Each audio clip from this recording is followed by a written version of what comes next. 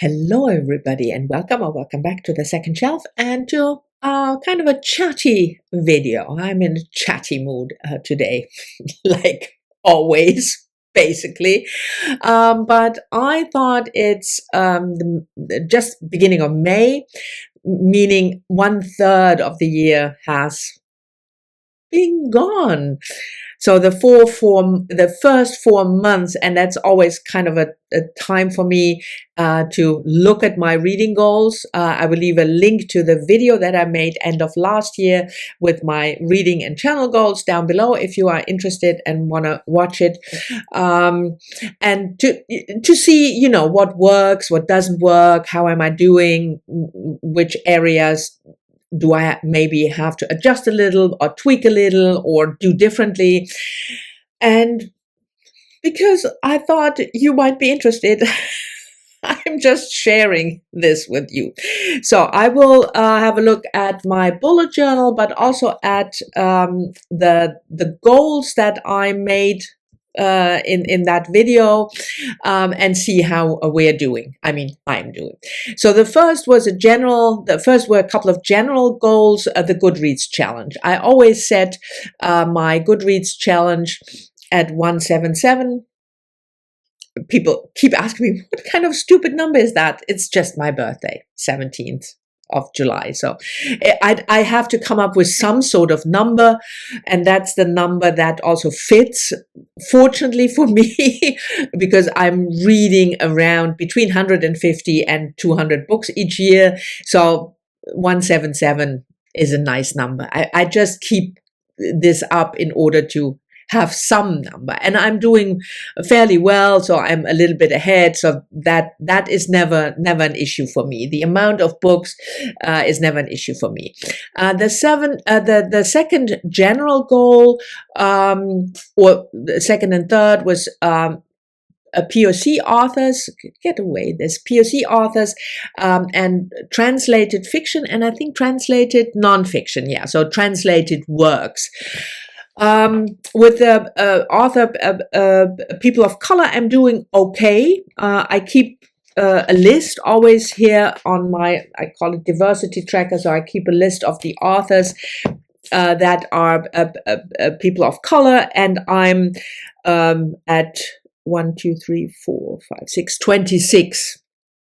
So the number doesn't mean anything to you, but if I'm about a third or more in, then I'm doing well. I try to find authors from diverse backgrounds, so that is okay. With regards to translated fiction and nonfiction, I haven't read any translated nonfiction so far, so that's something that I need to look at want to look at for the future, because the goals are supposed to be fun. It's not chores like work. So if I don't feel a goal, I will throw it out the window, no problem. But I really want to discover new authors from all over the world. So, and especially with nonfiction, I want to do an effort to find translated nonfiction, and so far I haven't read any.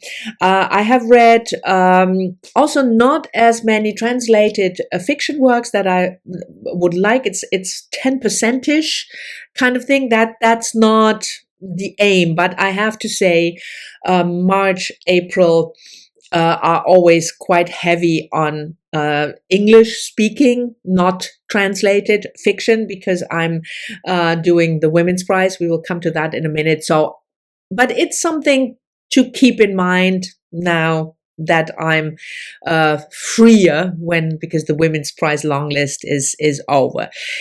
So these two goals I definitely have to look at more. Then I have the 1001 books by women that I have to read before I die. So plans and projects, I call this.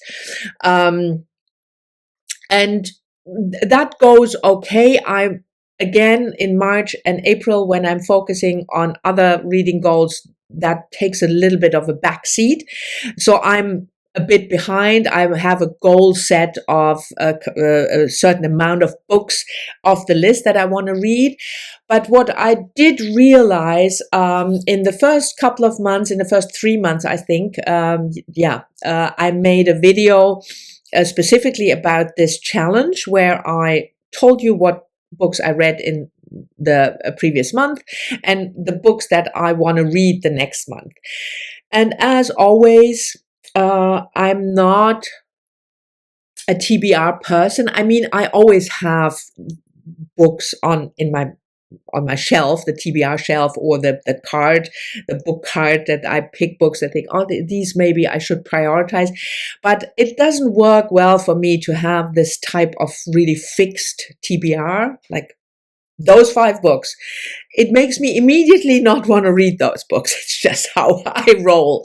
So I will not do that anymore. What I will do is I will, of course, keep you updated on my progress with the 1001 challenge, but I will incorporate the reading into the recent reads or other types of wrap-ups, and I will not set myself a TBR for the next month. So it's just not working for me. I knew that, but I thought I'd give it a try. Then the Country Spotlight is another reading project. I tried an author's spotlight with, I successfly completed an author's spotlight, Louise Erdrich, a couple of years ago, together with Terry from Miss Terry Reads. And then I tried to do one by myself with Susan Sontag, didn't work. I switched it to country and Ireland. And I'm doing this more or less together with Kim. We're both interested in female Irish writers, and we will pick up another book in May, an Elizabeth Bowen book. And so far I have read, I think 5. So that's more than a book a month. That's fine for this type of challenge, because I want to keep it going at least for the rest of the year. So if I read one book a month for the rest of the year, that's absolutely fine for this challenge. It's also more to broaden my horizon. Then I have the Booktubeprize and the Women's Prize for Fiction. So with the Women's Prize for Fiction, I committed to reading the long list that comes out always beginning of March before the shortlist is announced, and that just happened on the 26th of April. So I have roughly a month and a half, 6 weeks-ish, to read the 16 long-listed books. And I did that, and I made review videos of all the books. I DNF'd 2 because I couldn't bring myself to finish them.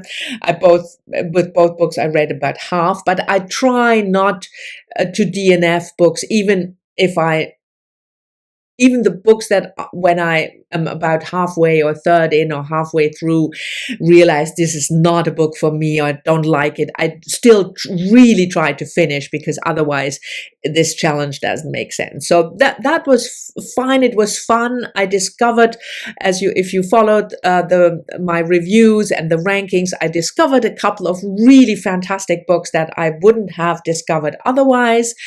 So I will probably do this again next year. We'll see, but yeah. But that also means, like I said before, that in between the 7th of March and end of April, my reading is really focused on those 16 books and a couple of buddy reads and things. And then comes the Booktubeprize. I did the octafinals. That's February and March. If you're not familiar with the Booktubeprize, it's organized and run by Robert from Bader Hordes. I will leave a link to the Booktubeprize channel down below. And basically, people who are involved in the Booktube community, whether as a creator or a commenter or just somebody, doing Bookstagram, act as judges. And Robert comes up with the initial list, and we pick 48 from this. That's the octafinals, and then it's in groups, and the first 3 advance, and the finalist, the winner is announced beginning of October.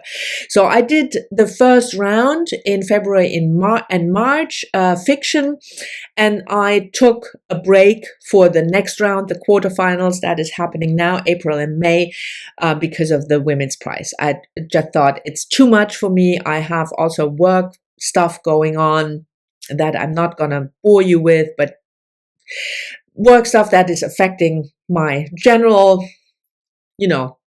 well-being, to put it like that. So I don't have as much energy and time to commit. So I just took a break. Hopefully I will be able to come back to the Booktubeprize for the the semifinals, I think, in June and July. But the Women's Prize, that worked really well. So, and it was fun to do. I really like doing that, even though some of the books I definitely hated. But it's still a prize that I like to follow. Okay, so Booktubeprize, Women's Prize for Fiction, Book Naturalist Book Club. That's a book club you probably know, run by Heidi from My Reading Life and Doris from All the Books, where we are encouraged to read more books about nature. Fiction, nonfiction, memoir, and Heidi and Doris, they pick 12 books or authors. Some months are author spotlights. You can just pick one book from this author. And I'm trying to follow as much as possible if I can get the book. So I did January, February. I'm going to do May. I didn't do March and April, again, for obvious reasons. But it's certainly the commitment. I really love this challenge because it has opened up for me books that I would not have read. Heidi and Doris are really into nature writing and nature nonfiction writing. So I discovered so many fantastic books last year and the year before that it's really a challenge that I will follow for the rest of the year, and it's no issue. And then I have a couple of new projects for 2023, 3 in total: Global South, Classics, and Favorite Presses. Yeah, I have to look at the list. I'm sorry. So Global South, that is a project that I want to focus my reading away from my usual suspects, North American authors, UK authors, but want to try to find new voices and new authors from the Global South. I said that a couple of times. It's not a geographical location, Global South. It's what we used to call, the third world or the developing world. So authors from continents like South America or Africa. Australia is not on it because even though it's geographically in the South. And I did okay, I would say. I want to focus the first half of the year. I wanted to focus on the Caribbean and Iran. I read 3 Caribbean authors and 2 Iranian books. And the total is 2, 4, 6, 8. The total is about 10 books I read from the Global South authors. I could improve that. But again, like I said, I know that when I do the Booktubeprize and when I do the Women's Prize, there is not that much room. I mean, I'm not Steve Donahue. I can't read 5 books a day. So there is a limit to what I can do. But I'm really liking this project. I discover new authors. I have to, put a little more effort into looking for books. But it's a really good. I'm really satisfied about this particular project.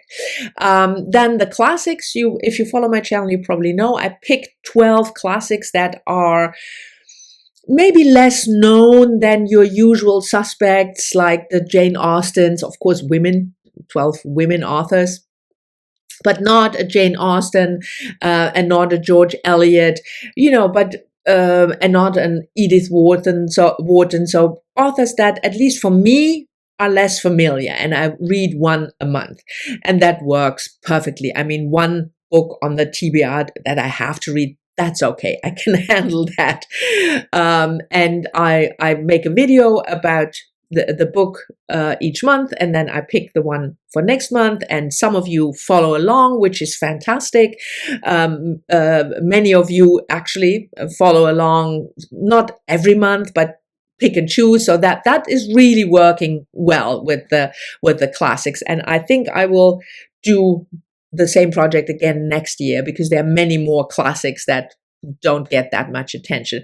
Then the favorite presses is a project that I also want to look more at indie presses, and in addition to that, focus on two presses that are really near and dear to my heart. Feminist presses, one in the US, the Feminist Press, and one in the UK, Virago Press. And I try to read at least one or two of those each month, and I try to combine them.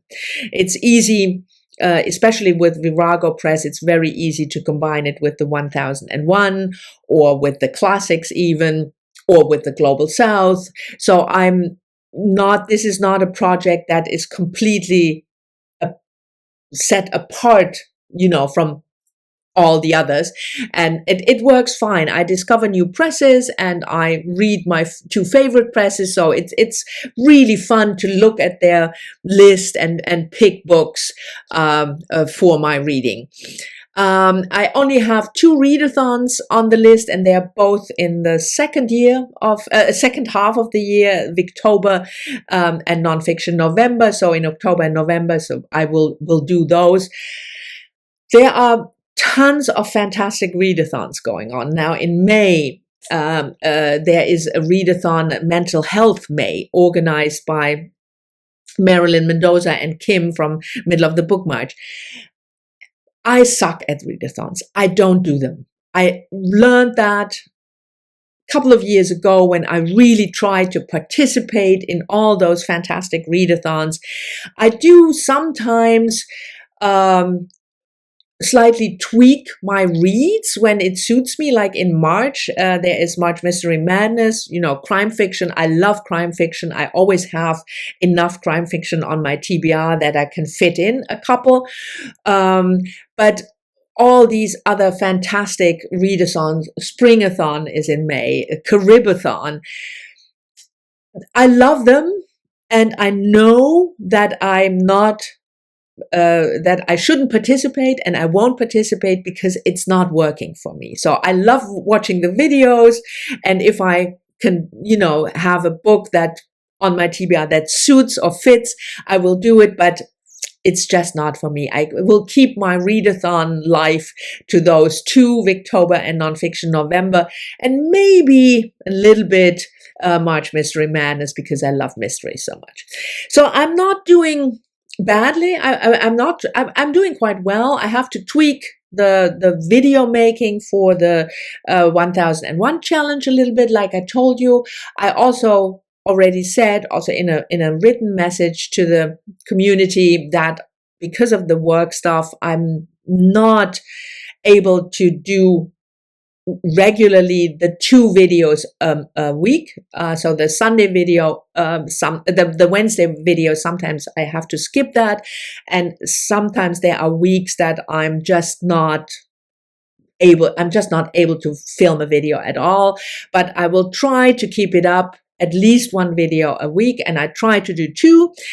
But we will just see how that goes. But for the rest, I really still love all my challenges. I'm committed to them, so that's good. So I made good choices, and I will probably check in again maybe in July after half the year is gone, or certainly after 3/4 or something.